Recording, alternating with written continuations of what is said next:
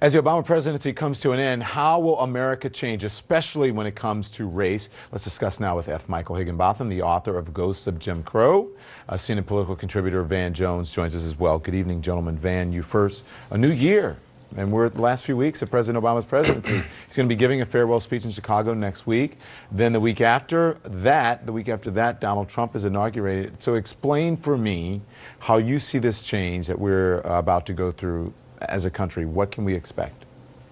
Well, first of all, it's going to be a very, I think, emotional moment for people like myself who were, hope and changers 8 years ago, showing up in Washington, D.C. with big, bright eyes, thinking that Dr. King's dream would come true and we were going to make the whole country this amazing. It's going to be an emotional moment to hear his final farewell, when there are things you cannot take back. I mean, there are 10.5 million new jobs. Whenever Donald Trump saves like 13 jobs, everybody jumps up and down. This guy gave us 10.5 million new jobs. Those things can't be taken away. We got out of some of those tough wars. We got through some tough times. But the hope that we had inaugurated some whole new era when it comes to race, obviously the election of a Donald Trump who ran such a divisive campaign on the issues of race, those hopes did not come true, so it's going to be bittersweet.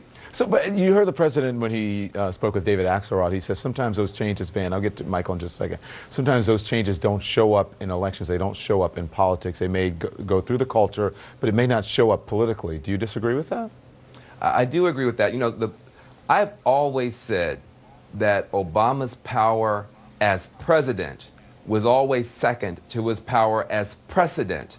In other words, people around the world, children around the world, including in the United States, seeing someone who looked that way with that kind of a name, doing something extraordinary, he set a precedent for a whole generation of kids globally, and that's going to pay itself off again and again. And also, Michelle Obama did the same thing. So that stuff you can't take back, you can't unring that bell. But in the narrow confines of politics, you got to have some disappointment. Yeah. Michael, I want to talk about Donald Trump's victory. There's a great piece on CNN.com, and if you guys at home haven't read it, you should read it. This piece is where historians discuss Trump's winning being described as a revolt by white working class voters, but that it had little to do with racism or xenophobia. They're calling this racial amnesia. What do you think about that? Well, I think there's a lot of merit to the argument that many Americans are in denial about the significance of race in America today.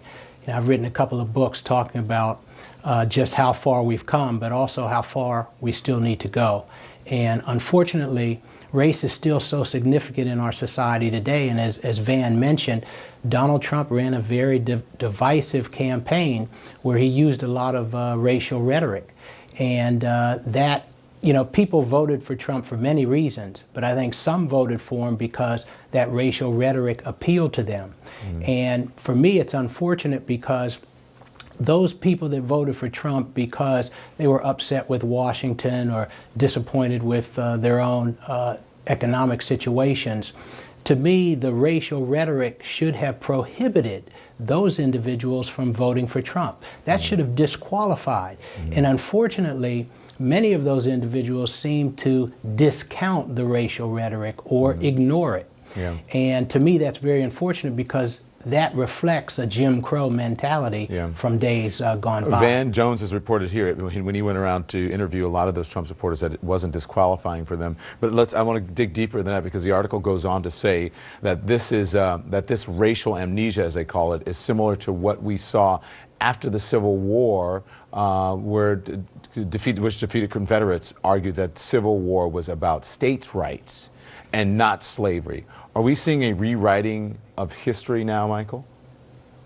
I think we are, and the comparisons are fascinating and I think very accurate.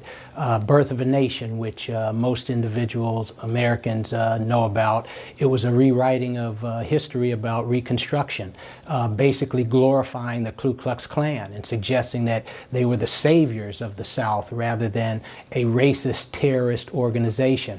And I think we're seeing that to an extent today with the denial about the significance of race for some Trump supporters. Remember, Trump ran a very divisive campaign on race. He initially, when he announced, he talked about Mexican immigrants as criminals and rapists. He talked about a Muslim ban for all Muslims coming to America. I mean, these were clearly racist notions, and unfortunately, it resonated with some Americans. But many of his supporters did not see it that way. And then, Van, on election night, you called Donald Trump's win a white lash. You are also saying that what he said about race was not disqualifying, and which is for some, which is interesting because when you look at marginalized people, the issues. You said people voted on economics. Those people voted on economics. When you look at it for marginalized people, those things translate into economics for them.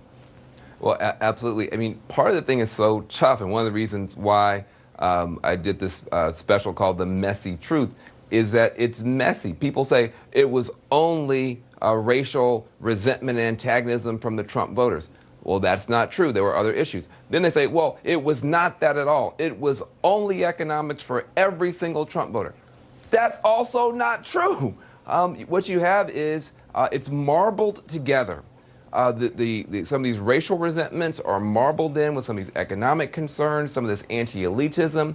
Some of the stuff that he won on was stuff that Bernie Sanders was winning on for some voters, but there were some voters for whom those racial appeals were powerful.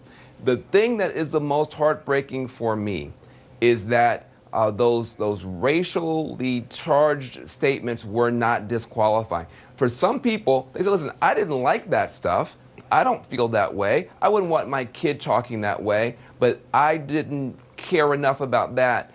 The other issues were more important. So it was distasteful, but not disqualifying. And that's where the heartbreak is, where people knew it was wrong what he was saying, but they didn't care enough to vote on that basis. That means it's a messy situation for all Americans. We have to listen to each other a little bit more carefully to really understand how you make sense of this going forward. Michael, what will Obama's legacy be on race, President Obama's legacy be on race, and how do you think the incoming president will change or build on that?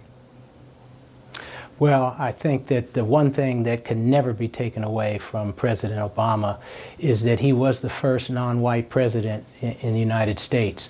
First, follow people. George Washington was the first president. JFK was the first Catholic president. Those followed them for the rest of their lives, and this will follow Obama. It can never be taken away. I think also Obama's legacy on race is very significant in that he appointed the first Latina to the Supreme Court.